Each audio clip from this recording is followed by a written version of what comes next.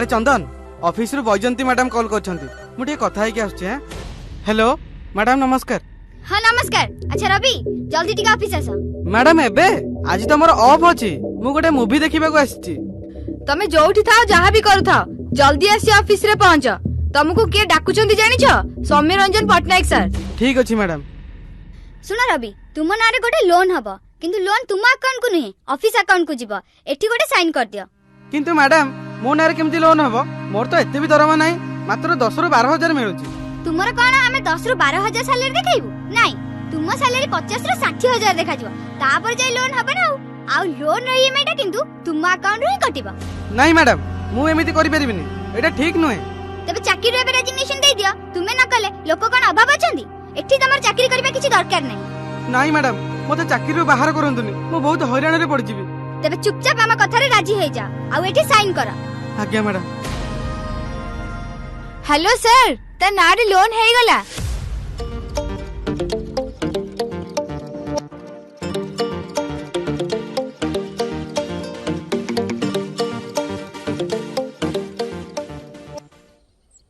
Baby देखिल iPhone नुआ model market को आसी मते गोटे किणे दियो ना। आईफोन ओहो रवि भाई आजिकल लोक माने गर्लफ्रेंड को किडनी बिकी आईफोन दउचंती तमे गोटे लोन करके आईफोन देई परिबनी? हां हां रवि भाई आजिकल तो सब लोन ले जाउची। होय रे तमे दीटा जोडी थिबो समस्त को फसेइबो। ओ हौ मु चेष्टा करूची। हां अच्छा आपण लोन पे एलिजिबल नुहंती कारण आपण नारे ऑलरेडी गोटे लोन चलीची आउ लोन देई होबनी। अरे रवि तो भौणी रे बाहागर ठीक है जाइछि रे सेति पई 4 रु 5 लाख टंका दरकार। तो पाखर तो एते टंका नथिबो तू गोटे काम कर गोटे लोन टे करि दे धीरे धीरे आस्ते आस्ते सुझी देबो। हां बापा देखुची तमे जमा व्यस्त होनी।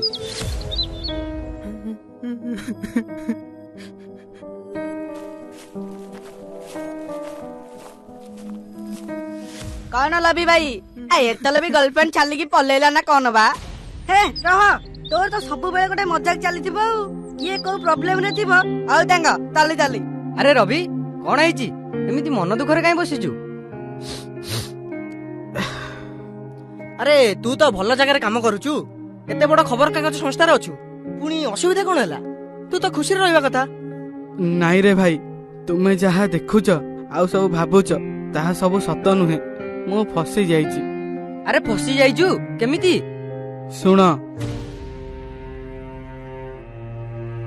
काका एटा तो पूरा अन्याय एमिति करिबा कोन ठीक? ना ना या एकदम ठीक नुहे। ताहले तू थाना रे अभियोग करूनु काई? मो पई एबे चाकरी बहुत जरूरी जदि अभियोग करिवि तेबे मो चाकरी चली जिबार धमक मिलुची। आमे आम मानकर चाकरी बंचेबा पई किछि कहूनु। अरे आमे माने ता माने कोन तो सह एका एमिति हेनी?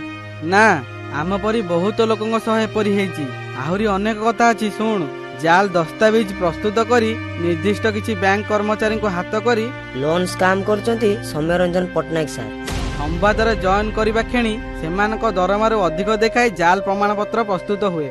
जदि ऋण न नेब तेबे तांकर चाकरी रहिबनी बोली ईस्टर्न मीडिया ग्रुप रु यार बैजयंती मैडम एवं सौम्य रंजन पटनायक धमक दियंती।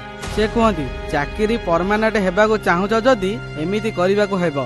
आउ हां मना कले चाकरी जीवा भयरे कान मुंडा आउसी कर्मचारी राजी हुअंती।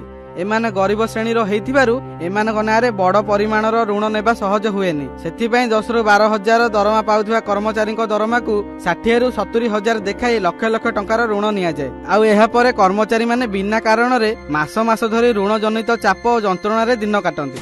हाँ रवि भाई मु भी न्यूज रे देखिथिली राउरकेला रे जने पियोन मध्य हार शिकार हेतिले।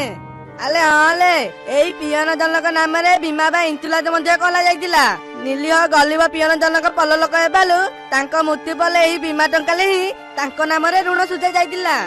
सबुठारु बड़ कथा ए ऋण बाबद अधिकांश लोक को जना नथिला। कर्मचारी घर लोक मना कला सत्ते भी चाप पकई ऋण हासिल करती मालिक।